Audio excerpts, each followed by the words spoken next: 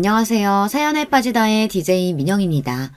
오늘 사연자는 자신이 쌓은 은덕 덕분에 지금까지 한 번도 누려본 적 없던 복을 말년에 누리게 생겼다는데요. 과연 어떤 사연인지 들어보시겠습니다. 오늘도 두 가지 사연 준비되어 있는데요. 끝까지 들어주실 거죠? 그럼 오늘의 사연 바로 만나볼게요. 안녕하세요. 저는 60대 주부입니다. 저는 딸만 줄줄이 내신 집에 둘째로 태어났어요. 아버지는 끝까지 아들을 낳겠다고 계속해서 자식을 낳았지만 넷째를 낳다가 어머니께서 그만 돌아가시고 말았어요. 어머니께서 원래 시집을 올 때부터 몸이 약했다고 하더라고요. 아버지는 어머니께서 돌아가신 이후 식음을 전폐하고 매일 집에 박혀 술만 드셨어요. 하루 종일 아무것도 안 하고 밥도 안 먹고 앉아서 술만 연신 마셨습니다. 그랬으니 자식들이 제대로 자랄 수가 있었겠어요. 당시에 할머니와 함께 살고 있었는데 할머니도 허리가 굽은 80세 노인이었기 때문에 저희를 돌볼 형편이 아니었습니다. 간신히 밥상이나 차려주시는 정도였죠. 당시에 이제 막 국민학교에 다니기 시작한 언니가 집안일을 하고 제가 동생들을 돌봤어요. 저와 언니는 언젠가 아버지가 정신을 차리고 돈을 벌어오고 자식들도 돌볼 날이 있겠지 기대했습니다.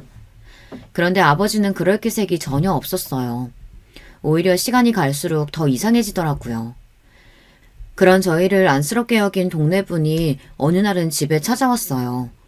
그러고는 할머니를 방에 모시고 들어갔어요. 저희가 방에 들어가려고 해도 어른들 이야기니 못 들어오게 하시더라고요. 그로부터 며칠 뒤 믿을 수 없는 일이 벌어졌습니다. 웬 정장을 입은 아저씨와 아줌마들이 찾아왔어요. 그러더니 우리 막내를 데려가려고 했습니다. 알고 보니 동네 분 중 한 분 가족이 아이를 못 낳고 있는데 그 집에서 이제 막 태어난 아기를 찾는다고 했대요. 그래서 우리 막내를 그곳에 보내려고 했나 봐요. 저와 언니는 난리가 나서 곧바로 방에 들어가서 술에 취해 자는 아버지를 흔들어 깨웠습니다. 아버지 빨리 일어나요. 사람들이 우리 막내 데려가려고 해요. 지 어미 잡아먹으면 뭐하러 데리고 있어? 한 살이라도 어릴 때 돈이라도 받고 파는 게 낫지. 할머니, 제정신이야? 아무리 먹고 살 게 없어도 그렇지 어떻게 자식을 팔아먹어? 할머니가 내 동생 딴 집에 주면 난 할머니 늙어서 아프면 버려버릴 거야. 제 말에 화가 난 할머니는 제 몸 여기저기를 작은 손으로 연신 때렸어요. 손에 힘도 없어서 하나도 안 아픈데 할머니는 연신 욕을 하며 때렸죠. 그때였어요. 잠에서 깬 아버지가 힘겹게 몸을 일으키고 일어났어요. 저는 곧장 아버지의 곁으로 달려가 할머니가 막내를 팔아먹으려 한다고 말려달라고 소리를 질렀습니다. 그런데 아버지는 세상 귀찮다는 얼굴을 하고 저를 밀어냈어요. 아이, 계집애가 왜 이렇게 쫑알거려? 머리통이 다 울리네. 어른들 하는 소리에 네가 뭘 한다고 참견이야? 저리 못 꺼져? 아버지는 듣기 싫다는 듯 방을 나가버렸어요. 그러더니 밖에 있는 아줌마와 아저씨에게 시끄러우니 빨리 애 데려가고 돈이나 내놓으라고 소리쳤습니다. 아버지, 제발 동생 보내지 말아요. 내가 돈도 벌고 일도 해서 막내 먹여 살릴게요. 헛소리 하고 있네. 너희들이 무슨 수로 애를 먹여 살려? 자꾸 귀찮게 하면 너희도 팔아버릴 거니까 닥치고 있어. 우락부락한 얼굴로 금방이라도 저와 언니를 내리칠 것 같은 아버지의 눈빛에 저와 언니는 순간 입을 틀어막았습니다. 한마디만 더 했다가는 정말 아버지가 저와 언니까지 팔아버릴 것 같았어요. 그날 결국 막내 동생은 다른 집으로 팔려갔습니다. 저와 언니는 바닥에 앉아 우는 거 말고는 할 수 있는 게 없었어요. 그날 저녁 아버지는 막내를 판 돈을 가지고 또 술을 사서 들어왔습니다. 그 순간 저와 언니는 똑똑히 알았어요. 이 집에 저희를 보호해줄 사람은 아무도 없다는 걸요. 그날 이후부터는 언니나 저나 전보다 더 악착같이 살았습니다. 그때까지는 우리가 어리고 아무것도 몰라서 그대로 동생을 빼앗겼지만 다시는 우리 셋이 헤어지지 않겠다고 다짐했죠. 그리고 얼른 돈을 벌어서 막내도 데리고 오겠다고 약속했습니다. 그 어린애들이 뭘 알겠어요. 하루하루 어떻게든 버티며 살았던 거죠. 언니가 공장이며 농장이며 여기저기 다 다니며 돈을 벌어오면 아버지는 그것마저 뺏으려고 혈안이었어요. 언니는 저와 동생 육성애비만 안 뺏기려고 아버지에게 맞아가면서도 절대 그 돈만은 지켰습니다. 그때 언니가 고생하는 모습을 옆에서 보면 저도 눈물이 마르질 않았어요. 저희 세 자매는 그렇게 살았어요. 하루빨리 어른이 돼서 이 지옥 같은 집을 나갈 생각만 하고 있었죠. 그런데 팔자라는 게 그렇게 쉽게 고쳐지는 게 아니었어요. 아버지는 제가 고등학교를 졸업하고 20살이 되자마자 시집을 보내겠다고 난리였습니다. 아직 언니도 시집 안 갔는데 제가 왜 시집을 가요?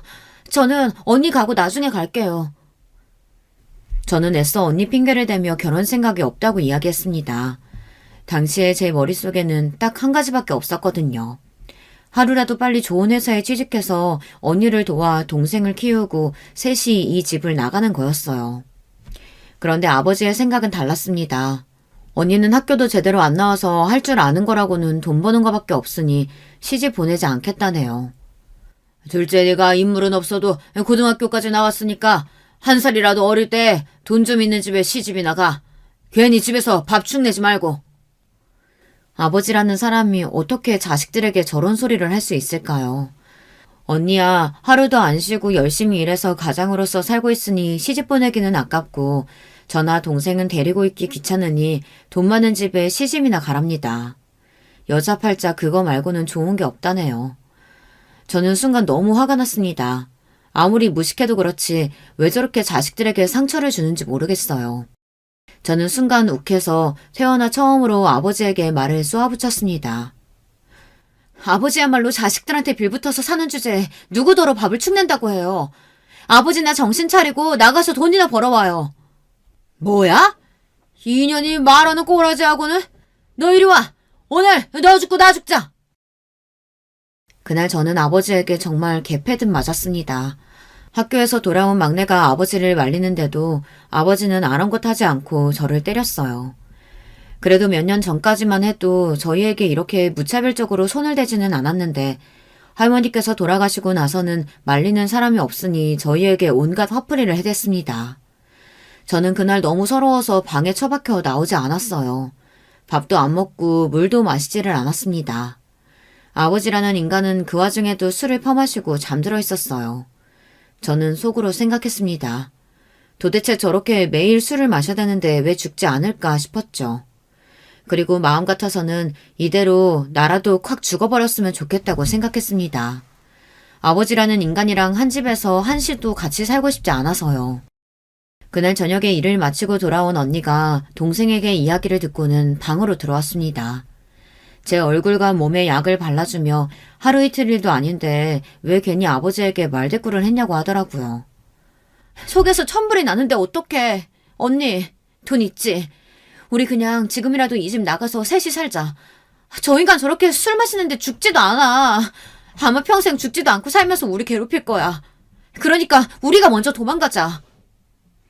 저는 진심이었습니다.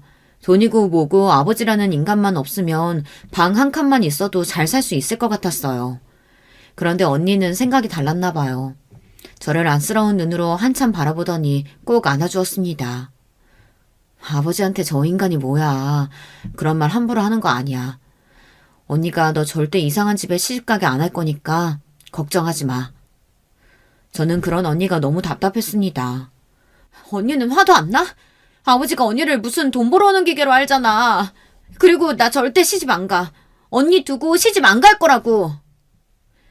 저는 그대로 언니를 밀어내고 이불 속으로 들어가 버렸습니다. 그 순간 언니의 표정이 어땠을지 생각하면 지금도 가슴이 먹먹해요. 저도 그때는 너무 어려서 철이 없었어요. 생각해보면 언니도 그 집에서 도망가고 싶었을 거예요.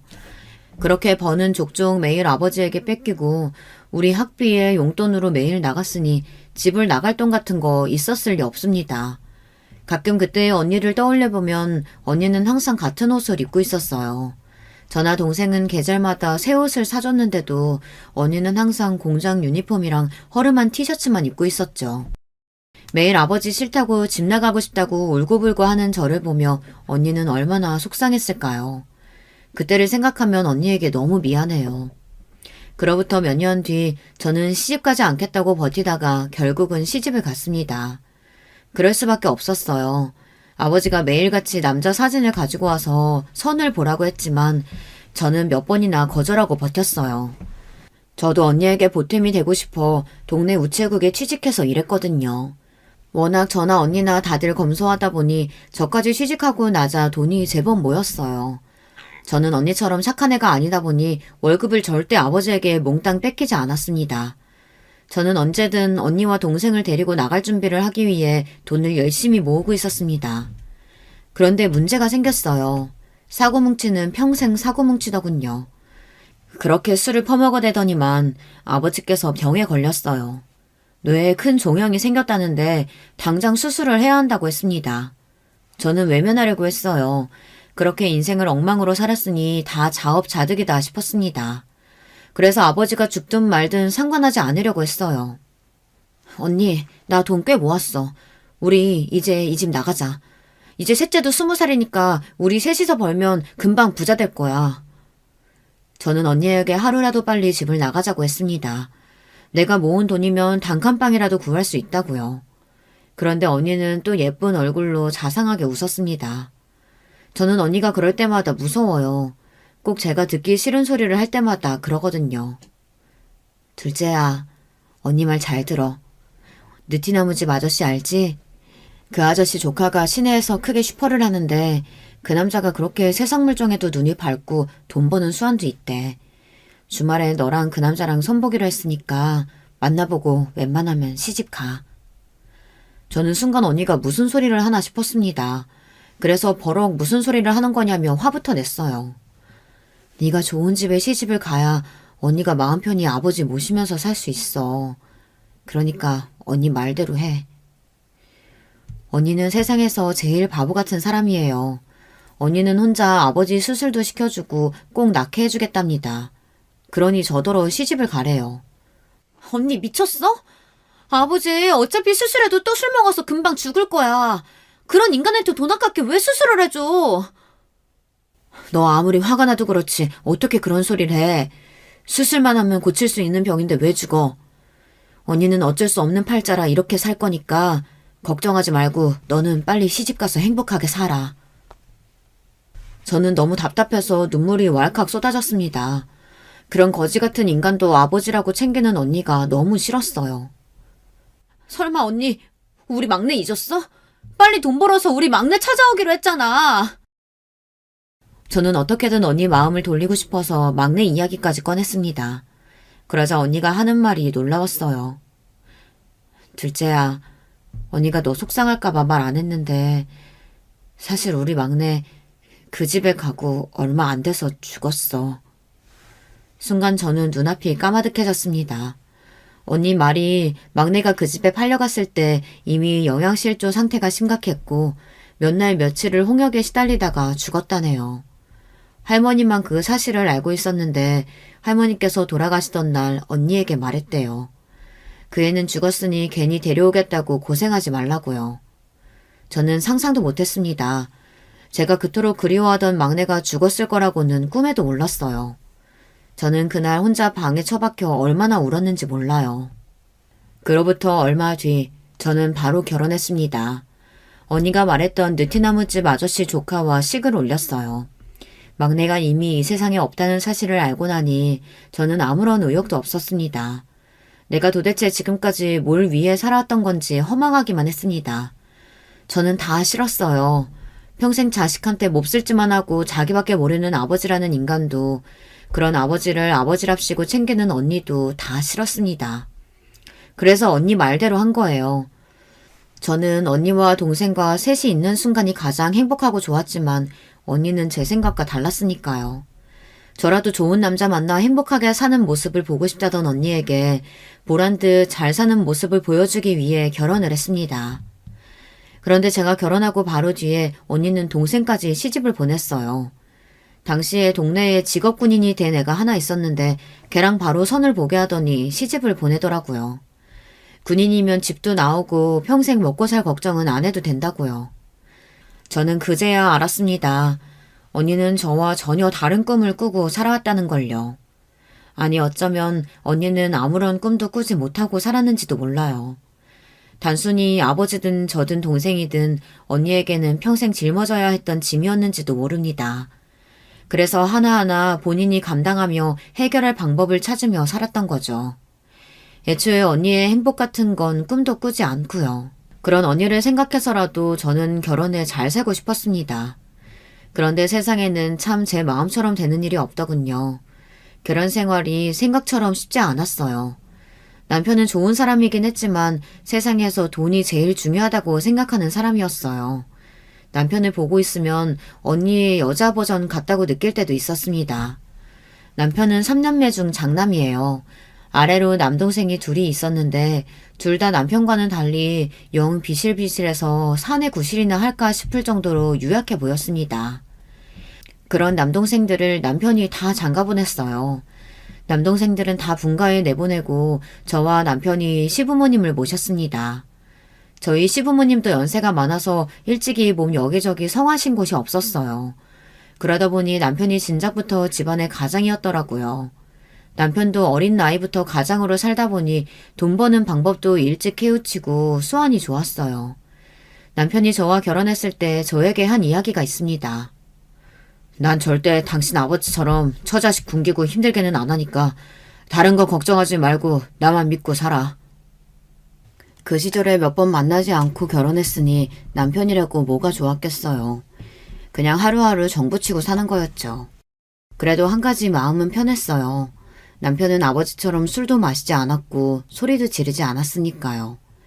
저는 아들 하나 딸 하나를 낳았는데 남편은 아이들에게도 자상하고 믿음직스러운 아버지였어요.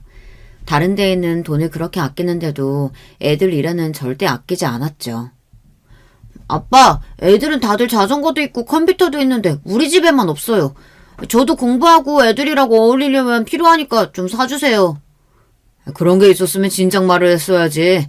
가자, 아버지가 나가서 제일 좋은 자전거랑 컴퓨터도 사줄 테니까. 남편은 자식들 말이라면 아주 꿈뻑 죽어요. 영화에 나오는 가슴 절절한 사랑을 하고 결혼을 한 건 아니었지만 그런 모습을 보고 있으면 이게 행복인가 싶기도 했던 시기가 있었습니다. 그런데 사람이 어디 좋은 점만 있나요? 남편에게도 나쁜 점이 있었습니다. 구두쇠도 이런 구두쇠가 없었어요. 자식들에게는 후한 양반이 저에게는 어지간히 야박했죠. 제가 쓰는 거, 입는 거는 항상 확인하면서 사치를 부리나 안 부리나 감시를 했습니다.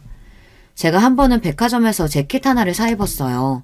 애들 학교 행사에 입고 갈 옷이 없어서 세일하는 옷 하나 사 입은 겁니다. 그런데 그날 저녁 남편이 아주 난리를 쳤어요. 세상에, 당신 재벌 사모님이라도 돼? 어떻게 백화점에서 사는 옷을 입을 수가 있어? 난 백화점에서 옷 사 입는 여자들 아주 정신 나갔다고 생각했는데 그게 바로 내 마누라였네. 백화점에서 옷 좀 샀다고 저한테 정신이 나간 여자랍니다. 저는 너무 기가 차서 웃음이 다 나왔어요. 당신이 몰라서 그렇지 백화점 옷이라고 다 비싼 것도 아니야. 이거 세일해서 시장에서 사는 것보다 더 저렴하게 샀어. 이에펜나가 누굴 바보로 하나? 당신이 속이면 내가 넘어갈 줄 알아? 내가 장사만 10년 넘게 한 사람이야. 세상 돌아가는 건 당신보다 내가 더 잘한다고. 헛소리 하지 말고 당장 가서 옷 환불해와. 남편은 한번 고집을 피우면 다른 사람들 말은 아예 듣지도 않았습니다. 몇 날 며칠을 사람을 괴롭히는 통에 저는 결국 옷을 환불했어요. 저는 화가 나서 환불한 영수증을 남편 얼굴에 던졌습니다. 봐라 인간아. 내가 내 마음대로 3만 원도 안 되는 옷도 못 사 입니? 28,000원이라고 적힌 영수증을 얼굴에 던졌는데도 남편은 거들떠도 안 보더니 한 30만 원 줬나 보구만 하고 짓거리더군요. 정말 마음 같아서는 남편 입술을 찢어버리고 싶었습니다. 저는 결혼하고도 동네 우체국에서 일했어요. 당시에 시부모님을 모시고 살았는데 시부모님이 아이들을 다 키워주셨거든요. 그것도 남편이 시부모님께 부탁한 겁니다. 그 좋은 직장을 애 좀 낳았다고 왜 그만둬? 무조건 다녀야지. 애들은 어머니께 봐달라고 하면 되니까 당신은 무조건 다녀. 남편은 행여나 제가 애 낳고 집에 들어앉을까봐 임신했을 때부터 귀에 딱지가 않게 이야기했어요. 애들은 시부모님께 맡기면 되니 그만둘 생각 말라고요. 그래서 저는 애 낳기 전까지 일했습니다. 그 시대에 육아휴직이니 뭐니 이런 게 다 어디 있겠어요. 다들 애 낳으면 바로 일을 그만두는 분위기였죠. 하지만 저는 달랐습니다. 애 낳고 3일 만에 직장에 나갔어요. 지금이야 큰일 아니라고 생각할지도 모르겠지만 당시 분위기는 그렇지 않았습니다. 제가 애 낳고 3일 만에 우체국에 나가니 같이 일하는 직원들이 수군거렸어요. 남편이 얼마나 능력이 없으면 애 낳은 마누라를 바로 일터에 내보내냐고요. 저도 처음엔 사람들 시선도 불편하고 은근히 애엄마라고 독하다고 하는 사람들의 말도 듣기 싫었지만 나중엔 오히려 편했습니다. 집에서 애 보는 것보다 나가서 일하는 게 100번 낫더라고요. 물론 남편도 제가 일하는 걸 더 좋아하니 집안일도 많이 도와줬어요. 그런데 딱 한 가지 불편한 건 제 마음대로 돈을 하나도 못 쓰게 했어요. 월급이 나오면 통째로 남편이 가지고 갔습니다. 물론 생활비를 따로 받기는 했지만 제가 쓰고 싶은 돈이 있어도 통 쓰지를 못했습니다. 특히나 친정에 일이 생겨도 돕지 못했어요. 언니가 알아서 한다고 항상 신경 쓰지 말라고 했지만 어디 그럴 수 있나요? 언니 사정이야 제가 제일 잘 아는데 매번 아버지 병원비며 약값을 혼자 감당하는 게 마음에 쓰였죠. 셋째도 마찬가지예요. 셋째가 군인인 남편을 따라 인천으로 가서 집이 멀어졌어요. 애를 낳는다고 해서 가보고 싶어도 시간도 없고 돈도 없으니 갈 수가 없었습니다. 셋째가 애 낳은 지 벌써 100일이 다 돼가는데 언니가 돼서 한 번도 가보지를 못했네. 큰언니가 주말에 간다고 하니까 나도 같이 좀 다녀올게. 인천이면 버스비가 얼마나 간다 그래. 더구나 시부모님 모시고 사는 여자가 주말에 밥은 안 차리고 어디 친정을 가. 나중에 명절에나 가. 그렇게 말한 게 도대체 몇 년째야. 언니 얼굴 본 것도 작년 설에 보고 1년도 넘게 못 봤다고. 남편이 아무리 쪼잔하게 굴어도 저는 짜증 한 번 낸 적 없었어요. 하지만 언니와 동생 얼굴도 못 보고 살게 하니 그건 못 참겠더라고요. 당신 말로는 동생 보러 간다고 해놓고 처형 만나서 돈 주려고 하는 거 내가 모를 줄 알아? 이래서 친정이 가난하면 사위들이 고달픈 거라니까. 막내 동서도 얼마나 힘들면 인천까지 발령받아서 갔겠어. 남편이 저에게 유독 돈 가지고 치사하게 구는 이유가 있었어요. 저희 친정이 가난하니 제가 돈만 생기면 친정에 가져다 주려고 한다고 생각했죠. 남편은 그게 무서워서 저를 꼼짝도 못하게 했어요. 막내 제부가 당신 같은 사람인 줄 알아? 막내 제부는 언니 혼자 아버지 모시느라 고생한다고 언니한테 매달 10만 원씩 보낸다더라. 10만 원? 미쳤네, 미쳤어. 당신 아버지 언제 죽을지도 모르는데 거기다가 돈을 왜 보내? 제 남편이 그런 사람이에요. 돈이라면 아주 벌벌 떨어서 사람 도리일도 할 줄 모르는 사람이었죠. 결혼 초부터 그러니 제 동생이나 언니도 알아요. 명절에 자주 만나지도 않았지만 가끔 언니 집에 가면 들어갈 때 과일 하나를 못 사가게 했어요. 저는 그런 남편이 너무 창피하고 싫어서 일부러 남편은 안 데리고 저 혼자 가버릇했다니까요. 그래야 언니한테 용돈이라도 좀 주고 올 수 있으니까요. 생각해보니 남편이 야박하게 구는 건 저뿐만이 아니네요. 자식들 말고 다른 사람한테 쓰는 돈은 다 아까워했어요. 남편이 저희 언니와 다른 점이 하나 있어요. 언니는 평생 가족들을 위해 희생하면서도 생색 한 번 낸 적이 없었지만 남편은 다릅니다. 남편은 동생들한테도 야박했어요. 본인은 고등학교도 졸업 못하고 동생들 돌보느라 고생했다는 걸 항상 억울해했죠. 남동생들 다 장가 보내고 남편이 처음으로 한 소리가 속 시원하다는 거였어요. 남편은 시아버지가 하시던 인쇄 가게를 물려받아 크게 키워냈습니다. 동네에서 제일 큰 인쇄소였어요. 시동생들도 회사에서 함께 일했습니다. 남편은 시동생들 결혼할 때 둘 다 전셋집을 해줬어요. 그리고 시부모님이 사시던 주택을 본인이 물려받았습니다. 남편이 장남이라 어릴 때부터 고생도 많이 했지만 고생한 만큼 시부모님 재산은 남편이 다 물려받았어요. 저는 그런 점도 남편이 대단하다고 생각했습니다. 물론 본인이 고생한 만큼 받은 것이라고 하면 할 말은 없지만 그래도 같은 형제인데 시동생 중 누구도 왜 형이 재산을 다 가져갔냐고 하는 동생들이 없었어요. 그 정도로 시동생들이 착하고 순진했어요. 남편 말이라면 똥으로 매주를 쓴다고 해도 믿었죠. 그러던 중 일이 하나 생겼어요. 시동생이 인쇄소에서 일하다가 손을 심하게 다쳐서 일을 못하게 됐습니다. 신경이 다쳐 왼손을 아예 쓰지를 못했어요.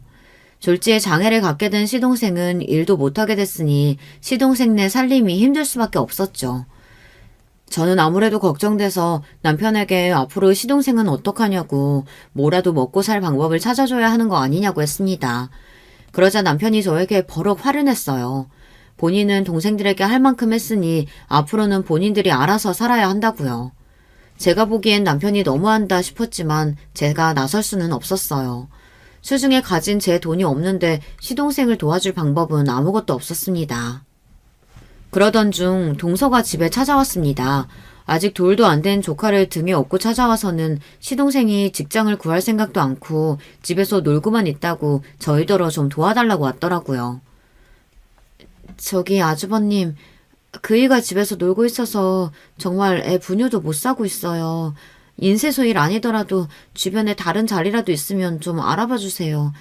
이러다가 애고 저고 삿입에 거미줄 치게 생겼어요. 동서는 원래 얌전하고 조용한 사람이에요. 그런 사람이 집까지 찾아와 부탁할 정도면 어지간히 사정이 안 좋은 거였죠. 애도 어린데 졸지에 남편이 집에서 놀고 있으니 얼마나 속이 타겠어요. 저는 남편을 슬쩍 불러 돈이라도 좀 챙겨주라고 부탁했습니다. 얼마나 힘들면 저러겠냐고요. 그런데 제 말에도 남편은 꿈쩍도 안 했어요. 그러고는 다짜고짜 동서에게 버럭 소리를 질렀습니다. 재수씨, 지금 당장 손 병신된 놈을 누가 써주겠어요? 내가 그렇게 조심하라고 했는데도 에휴 정신 못 차리더니 한심한 놈. 아주버님이 저희 많이 챙겨주신 거 알죠? 근데 정말 방법이 없어서 그래요. 제발 좀 도와주세요. 그렇게 사정이 힘들면 재수씨라도 나가서 벌어야지. 무조건 여기저기 부탁만 하고 다닌다고 애 분유가 나오겠어요? 남편은 못된 거로 치자면 정말 챔피언이었습니다. 안 그래도 힘든 사람한테 아주 독하고 모질게 굴더군요. 남편은 조카를 업고 온 동서를 그냥 그대로 보냈어요. 저는 아무래도 마음이 쓰여 동서를 따라 나갔습니다. 그리고 동서를 은행에 데리고 가서 제가 가지고 있던 돈을 싹 찾아서 줬어요. 이거 너무 얼마 안 되는데 우선 당분간 아기 기저귀 값이라도 해. 내가 많이 못 도와줘서 미안해, 동서. 정말 얼마 안 되는 돈이라 저도 주면서도 동서에게 더 미안했습니다. 그런데 제가 건넨 돈을 보고는 동서가 갑자기 눈물을 쏟더군요. 형님, 감사해요. 저 염치 없지만 이 돈 받을게요. 안 그러면 정말 우리 애 굶어야 해서요. 동서는 고개까지 푹 숙이고 눈물을 뚝뚝 흘렸어요.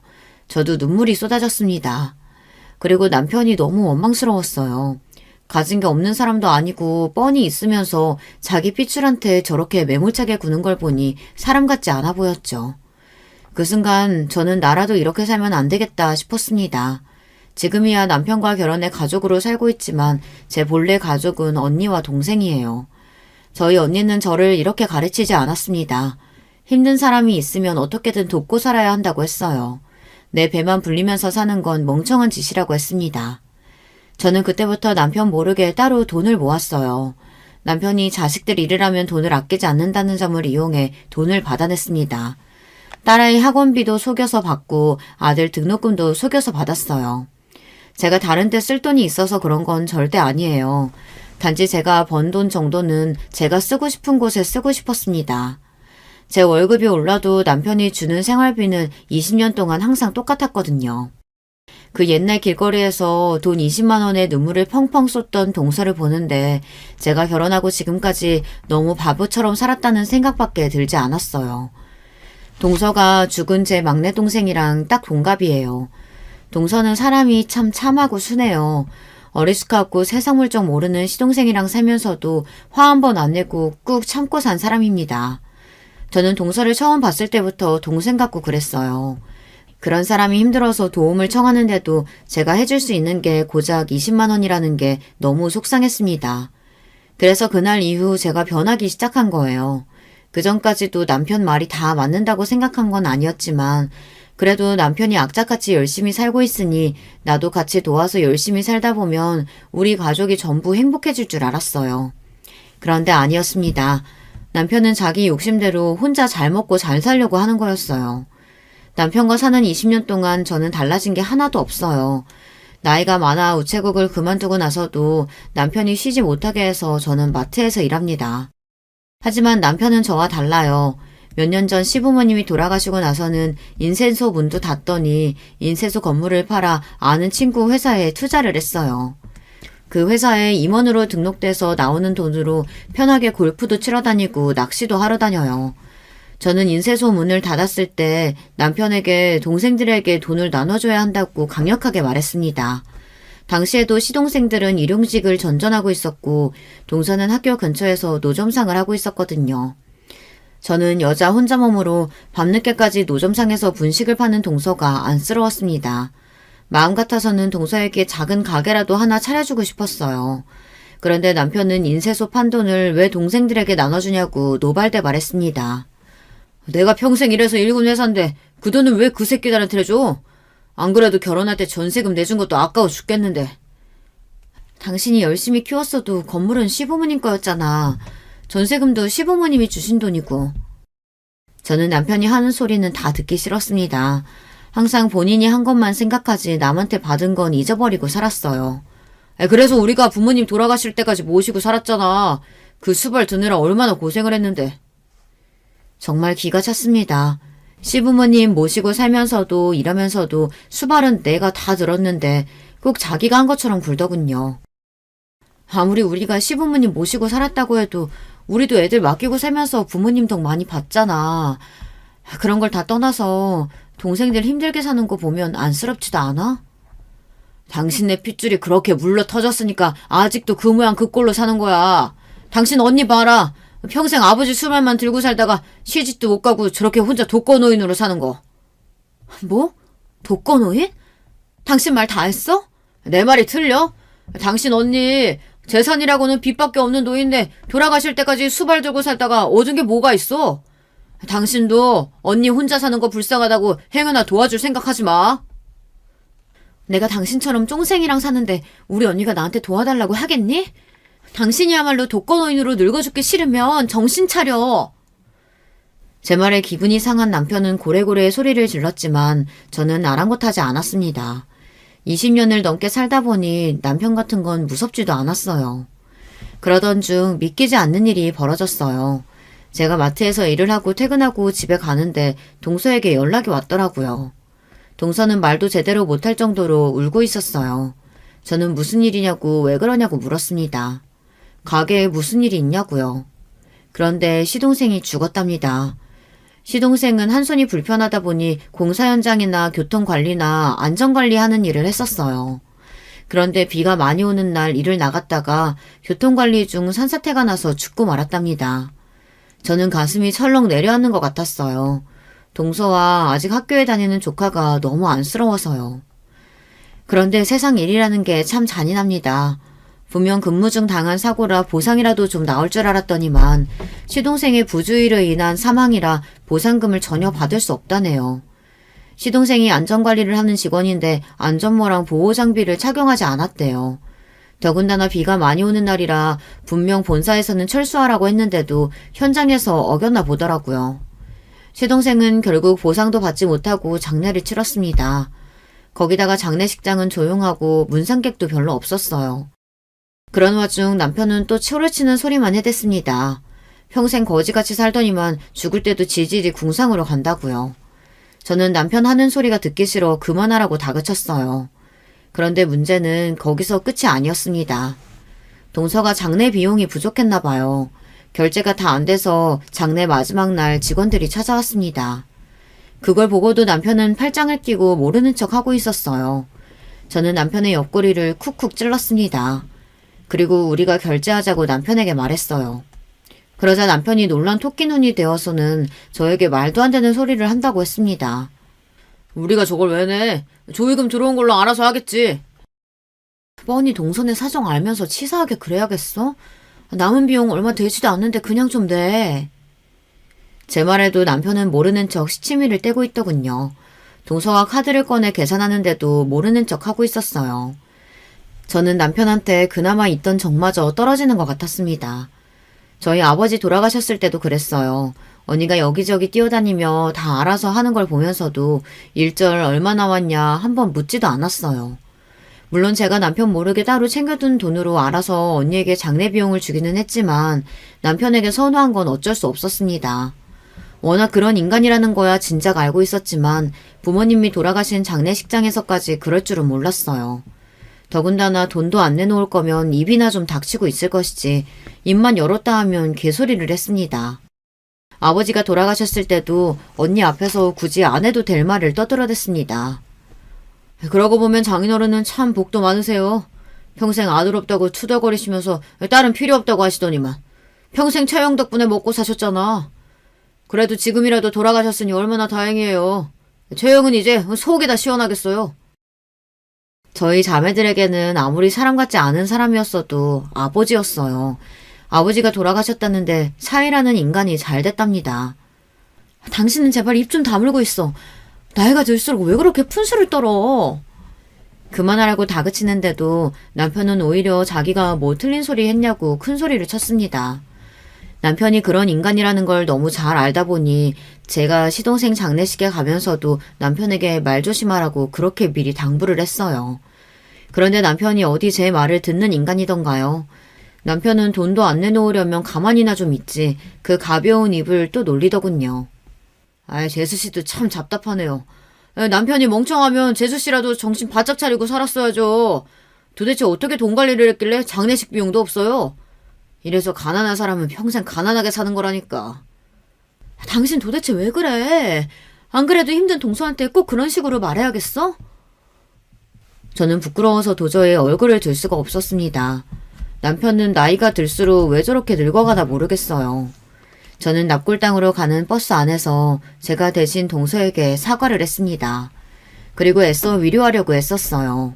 그런데 동서 말이 가슴이 아프더군요. 아주버님 말 틀린 거 하나 없어요. 멍청한 남편이랑 살면 저라도 정신 바짝 차리고 살았어야 했는데 저도 생각이 없었어요. 아까는 창피해서 말씀 못 드렸는데 이 인간이 알고 보니까 저 모르게 빚을 졌더라고요. 빚이라니? 죽은 서방님 앞으로 무슨 빚이 있었다는 거야? 장례식장에 온 손님들이 그러는데 남편이 같이 일하는 사람들이랑 어울려서 이상한 도박을 하고 다녔대요. 핸드폰으로 하는 거라는데 저 모르게 주변 사람들한테 빌린 돈이 1,000만 원이 넘는데요. 저 노점상도 벌금 밀려서 못하고 있는데 앞으로 애랑 둘이 어떻게 살아야 할지 너무 막막해요. 동서 말을 듣는데 절로 한숨이 나왔습니다. 동서 팔자도 참 기구해요. 동서도 어릴 때 어머니가 집을 나가 할머니 밑에서 자랐어요. 아버지는 돈 벌어온다고 나가서 돌아오지도 않았고요. 그러다 보니 시동생이랑 결혼하기 전까지 할머니랑 살며 외롭게 살았답니다. 그런 사람이 결혼해서도 평생 부족한 남편 뒤치다꺼리하며 살다 보니 고생이 참 많았어요. 그런데 이제는 남편이 남겨둔 빚까지 갚으며 살아야 하는 지경이었습니다. 저는 아무래도 마음이 좋지 않아 시동생 화장을 하는 내내 집중이 되질 않았어요. 화장하는 동안 바닥에 주저앉아 우는 동서와 조카를 보는데 가슴이 찢어질 것 같았습니다. 장례식이 끝나고도 저는 마음이 편하지 않았습니다. 동서와 조카가 앞으로 살 일을 생각하니 저까지도 막막하더라고요. 저는 도저히 이대로는 안 되겠다 싶어 며칠 뒤 동서를 찾아갔습니다. 그런데 동서는 이삿짐을 싸고 있었어요. 동서, 웬 이삿짐이야? 이사하려고? 저는 놀라서 동서에게 물었습니다. 그러자 동서가 힘없이 웃어 보이더군요. 빚쟁이들한테 자꾸 연락이 와서 더는 못 버티겠더라고요. 그나마 이 집이라도 있으니 전세금이라도 빼서 빚 다 갚고 둘이서 월세라도 가려고요. 저는 입술을 앙 다물고 울지 않기 위해 노력했습니다. 그리고 준비해간 통장을 동서에게 건넸어요. 동서, 이거 받아. 내가 우리 남편 모르게 혼자 야금야금 모은 돈인데 나중에 우리 딸내미 시집 갈 때 쓰려고 했거든. 근데 글쎄 우리 딸내미는 시집 안 가고 평생 나랑 산다고 그러네. 그러니까 이건 그냥 동서 주려고. 제 말에 놀란 동서는 통장을 확인했습니다. 통장을 확인한 동서는 너무 놀라 통장을 제게 건네며 이렇게 큰 돈은 받을 수 없다고 폴짝 뛰어댔어요. 형님, 1억을 제가 어떻게 받아요? 말도 안 돼요. 동서, 내가 미안해서 그래. 시부모님 돌아가시고 그 재산 우리 남편이 혼자 홀라당 먹을 때 나 진짜 동서한테 미안해서 잠도 잘 못 잤어. 그러니까 이제야 그 돈 받는다 생각하고 제발 받아줘. 이건 동서 몫이야. 저는 동서가 끝까지 안 받겠다고 할까봐 어떻게든 설득했어요. 사실 딸 결혼이니 뭐니 제가 농담하기는 했지만 사실 동서 돈이 맞아요. 시부모님 돌아가시고 남편이 받은 재산 중 일부나 마찬가지니까요. 형님, 너무 감사해요. 제가 항상 이렇게 염치가 없어요. 제가 죽어도 이 은혜 잊지 않겠습니다. 염치는 무슨, 난 제발 동서가 잘 살았으면 좋겠어. 그러니까 어디서 뭘 하든 절대 아프지 말고 건강하게 살아. 동서는 저에게 꼭 이 은혜를 갚겠다고 몇 번이나 이야기했습니다. 저는 그런 소리 하지 말고 마음 굳게 먹고 살라고 했어요. 그리고 무슨 일 생기면 꼭 연락하라고 했습니다. 동서는 저에게 애들 결혼하면 꼭 연락하라고 했어요. 꼭 축하해주러 오겠다고요. 얼마 뒤에 동서는 이사를 갔습니다. 그리고 몇 달 뒤에 제 덕분에 좋은 동네에 집도 구하고 작은 가게도 차렸다고 연락이 왔어요. 동서가 마음 잡고 잘 사는 것 같아 마음이 놓였습니다. 사람 사는 게 참 마음 같지 않아요. 동서가 이사 가고 나서는 제가 먼저 동서에게 자주 전화도 하고 새로 차렸다는 가게에도 놀러 가보려고 했는데 그게 마음처럼 쉽지 않더군요. 애 둘 키우다 보니 어느새 시간이 훌쩍 흘러버렸습니다. 어느새 애들도 다 성인이 되고 저도 지나가면 할머니라고 부르는 사람이 있을 정도로 나이가 들었어요. 이 나이 정도 되면 고민 같은 거 없이 편하게 살 줄만 알았는데 전혀 아니더군요. 말이 씨가 된다고 어릴 때부터 결혼 안 한다고 그렇게들 노래를 부르고 다니더니만 나이가 꽉 찬 자식들이 둘 다 결혼도 안 하고 진작에 독립해서 살고 있습니다. 저도 남들처럼 손주들도 제 손으로 키워주고 싶은데 저희 애들은 전혀 결혼 생각이 없어서 저에게는 먼 이야기였습니다. 그런데 자식들 결혼 문제는 문제도 아니었어요. 글쎄 이 망할 놈의 남편이 꼴에 바람을 피우고 있었습니다. 저는 감쪽같이 몰랐어요. 어느 날 남편이 골프를 치고 집에 들어왔는데 바지 주머니에 웬 영수증들이 잔뜩 있더라고요. 남편이 사람들과 어울려 다니며 골프도 치고 취미생활을 좀 하고 다니지만 워낙 구두세다 보니 카드를 잘 쓰지를 않아요. 그런데 웬일로 카드를 이렇게 긁었나 싶어 신기해서 영수증을 하나하나 확인했습니다. 그런데 카드 내역이 뭔가 좀 이상하더군요. 카드 내역에 찍힌 내용이 평소 남편과는 거리가 먼 것들이었어요. 화장품에 선글라스도 모자라 웬 이탈리안 레스토랑까지 갔더라고요. 저는 촉이 왔습니다. 이 인간이 여자가 생겼구나 싶었죠. 저는 순간 기가 막혀 헛웃음이 튀어나왔어요. 다른 사람도 아니고 남편처럼 돈 쓰는 걸 아까워하는 인간이 도대체 어떻게 바람 같은 걸 피웠나 해서요. 저는 남편에게 쫓아가 영수증을 보여주면서 뭘 하고 다니는 거냐고 따져 물었습니다. 당신, 영수증 이거 다 뭐야? 당신 여자 있어? 이에페네가 무슨 소리라는 거야?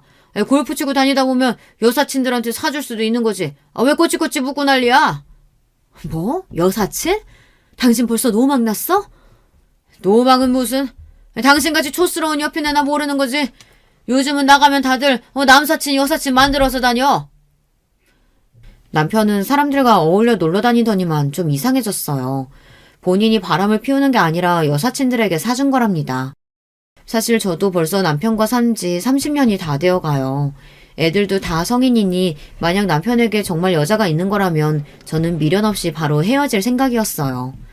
그런데 바람이 아니라 여자들과 그냥 어울려 논 거랍니다. 그걸 저에게 당당하게 말했어요. 평생 나한테는 설렁탕 한 그릇 사는 것도 아까워했으면서 다른 년한테는 화장품도 사주고 선글라스도 사주고 레스토랑까지 데리고 갔답니다. 정말이지 어이가 없었어요. 그러던 어느 날이었습니다. 남편은 정신이 나가기라도 한 건지 말도 안 되는 소리를 하더군요. 남편은 조론을 하자네요. 아무리 무식해도 요즘 조론이 유행인 거 알지? 애들도 다 컸고 우리도 늙었는데 굳이 둘이 같이 살 필요가 뭐가 있어. 혼자 살 전세금 정도는 내가 줄 테니까 이번 달 안으로 나가. 순간 저는 어안이 봉봉했습니다. 이게 도대체 무슨 일인가 했어요. 저는 남편이 하는 소리가 도대체 무슨 소리인가 싶어 혼자 핸드폰에 조론이라는 말도 찾아봤어요. 조론이 글쎄 결혼을 졸업하는 거라네요. 저는 기가 막혀서 말문이 턱하고 막혔습니다.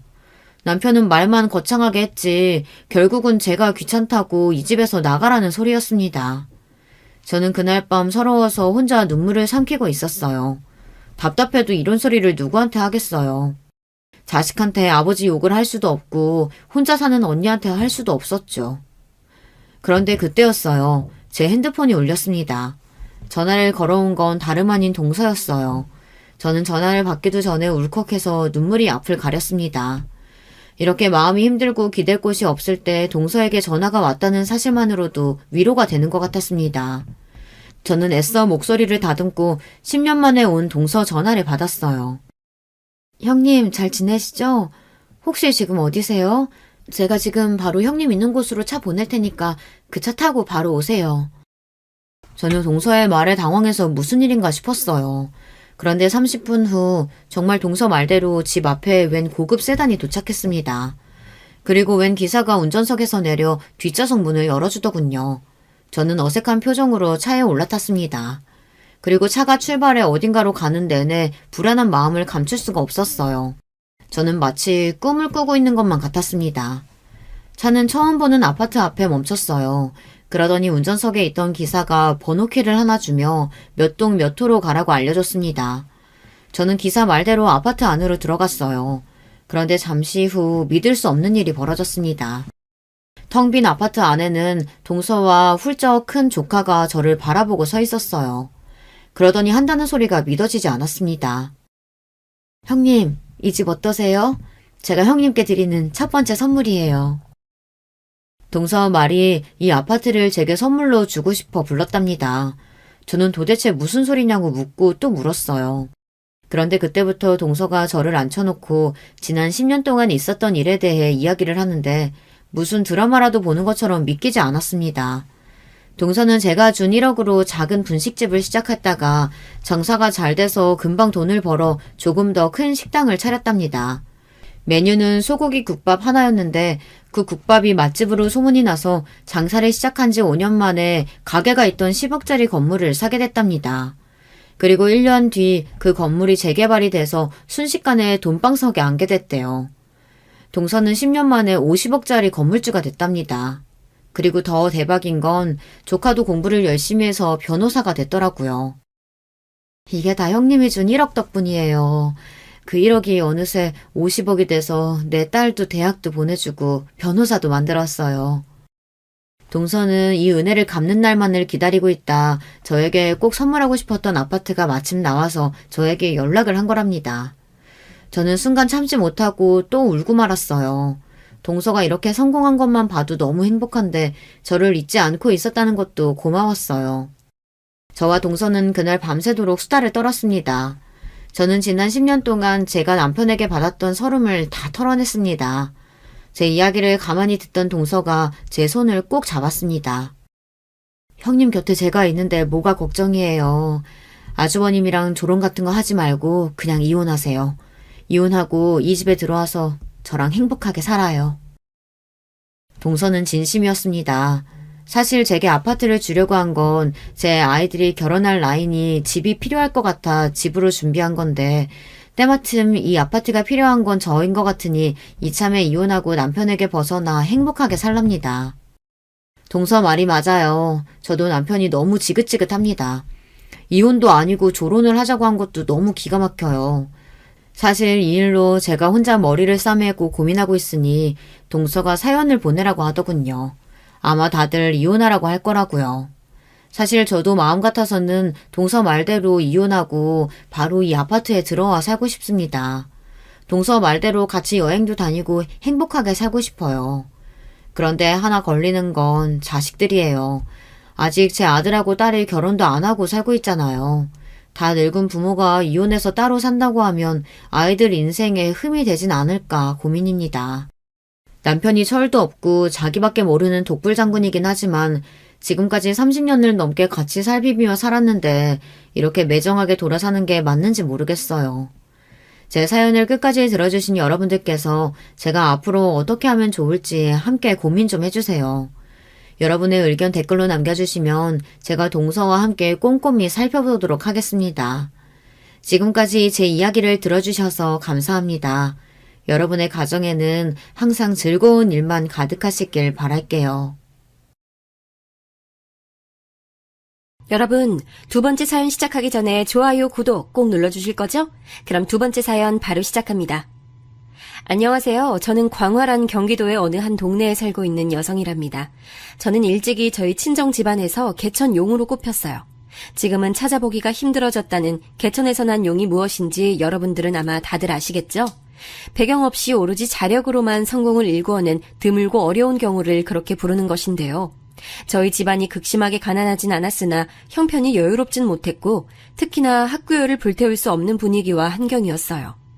그 가운데서 자라난 저는 그래도 나름 2년제 전문대라도 나오면서 대학 졸업장을 따냈고요. 처음엔 생산직으로 일을 시작했다가 비록 단순 업무의 반복이었다지만 사무직으로 옮겨갔고요. 이때 자격증 공부도 엄청 열심히 하고 각종 프로그램들을 열이 넘치게 익히면서 점차 다재다능한 면모들을 갖춰가기 시작했어요. 제가 자리를 잡은 후에 만나서 결혼하게 된 상대, 제 남편은 4년제 대학을 나온 사람이었는데 대신 위치가 지방이었답니다. 그 대학교의 이름을 들으면 웬만하면 사람들이 고개를 갸웃하면서 그런 데가 우리나라에 있었던가 싶어질 법한 곳이었으나 남편의 전공은 그나마 그 대학교에서 유일하게 내세울 자랑거리였다는 게 중요했어요. 경쟁력 있는 전공이었다는 것, 거기에 꾸준한 자기 노력을 합쳐서 남편은 취업을 성공적으로 해냈고 그 이후에는 성실함 하나를 무기로 삼아서 열심히 쉬지 않고 달려왔어요. 그런 남편을 저는 지인의 소개로 처음 만났었던 거죠. 적나라한 비약을 해보자면 결혼을 염두에 두고 선을 본 셈이나 다름없었어요. 운명적인 인연을 그리 멋진 사연들 속의 인물들에 비하자면 저희 두 사람은 너무나도 시시하고 현실적인 출발선에 서 있었던 것 같아요. 김이 빠지긴 하지만 어쩌겠나요? 그것이 저희 부부의 지극한 현실이었던 것을 부정할 수는 없는걸요. 이 세상 모든 남녀가 영화 속 주인공들처럼 극적으로 사랑을 시작하지는 않는다는 걸 저나 남편이나 잘 알던 사람들이었기에 무덤덤하게 연애를 잘 시작했고 결혼까지도 잘했습니다. 자, 그런데 이러한 저희 부부와는 다르게 자기들은 운명처럼 만나서 불꽃처럼 결혼에 꼴인했다고 주장하는 부부가 있었어요. 그리고 그들은 먼 곳에 있지 않았어요. 바로 저와 남편의 곁에 있는 존재들이었죠. 제 시동생과 동서였답니다. 저희로 말할 것 같으면 워낙에 각종 고난과 역경을 지나오면서 더욱 끈끈하고 애틋해진 사이라서요. 아직까지도 그래요. 서로의 눈만 봐도 애정이 강렬하게 솟아오르고 무슨 생각을 하고 있는지 알 것 같거든요. 그래 동서, 부부 사이가 좋은 것만큼 큰 복이 또 없지.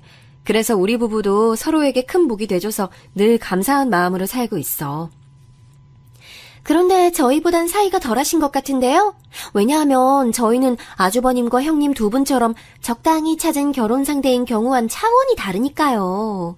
저희는 연애 시절에 있었던 일화를 책으로 쓰면 영화와 제의 들어올 만한 수준이에요. 선 보고 나서 결혼 땡! 이게 다였던 두 분은 연애 시절에 특별한 일화 따위 없으시겠지만.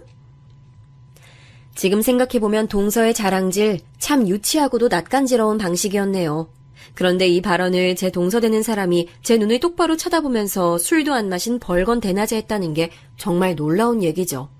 웃자고 농담한 것도 아니었고 진지하게 자기들이 저희들보다는 훨씬 낫다는 것을 주장하기 위해서 그런 말을 했던 거예요. 동서가 저보다 서열로는 분명 아랫사람인데 도대체 왜 이렇게 굴었냐고요? 이걸 알려드리기 위해서는 인물 소개가 필요한데요. 남편은 3남매 중 둘째고 나이 차이가 꽤 많이 나는 누나 한 명이 있고요. 딱 1살 차이가 나는 연년생 남동생이 또 하나 있어요. 남편의 누나인 제 시누이는 저희 부부가 결혼할 당시에 이미 결혼 10년 차였고 아이가 셋이었답니다. 아무래도 여자다 보니까 결혼이 더 일렀던 측면이 있다고 봐야 했죠. 놀라운 점은 시매부가 시누이보다 1살 연하라는 거예요. 그러니까 시매부 입장에서는 남자치고 결혼을 엄청 일찍 했던 셈이 되네요. 혼전 임신도 아닌데 왜 시매부가 남자임에도 결혼을 일찍 했는지 궁금했는데 알고 보니 시매부 주변의 사람들은 가족이고 지인이고 가리지 않고 전부 다 결혼들을 일찍 했다고 하더라고요. 20대를 넘겨서 결혼한 사람은 아무도 없다는 얘기를 듣고 제가 그 당시에도 정말 깜짝 놀랐던 기억이 있네요.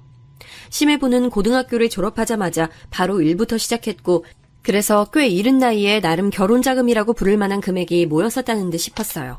아, 참고로 시누이는 전문대를 나왔고 전공과는 전혀 관련 없는 일을 하던 도중에 결혼을 한 것이었고요. 시부모님 설명도 간단히 드려보자면 시아버지께서는 고등학교 졸업하신 이후 공장의 잡일부터 설치기사 일까지 가리지 않고 해오신 분이고요. 시어머니께서는 중학교까지 공부를 마치신 이후로 돈을 벌기 위해 사회생활에 몸을 담으셨고 시아버지와는 우연히 인연이 닿아서 교제를 하신 끝에 결혼까지 가셨다고 하더군요. 이쪽이고 저쪽이고 양가 수준이 너무나도 비슷했기 때문에 오히려 결혼하기엔 수월했지. 따질 게 없었으니 말이야. 대신 서로의 집안에서 더 좋은 상대 만나지 왜 너무 똑같은 상대를 골라왔나 싶어서 조금 아쉬워했다고나 할까? 시어머니께서는 너스레를 떨어대셨으나 실상은 녹록지 않은 결혼 생활의 시작이었을 거예요. 두 분은 단칸방에서 출발하셨거든요. 부지런히 쉬지 않고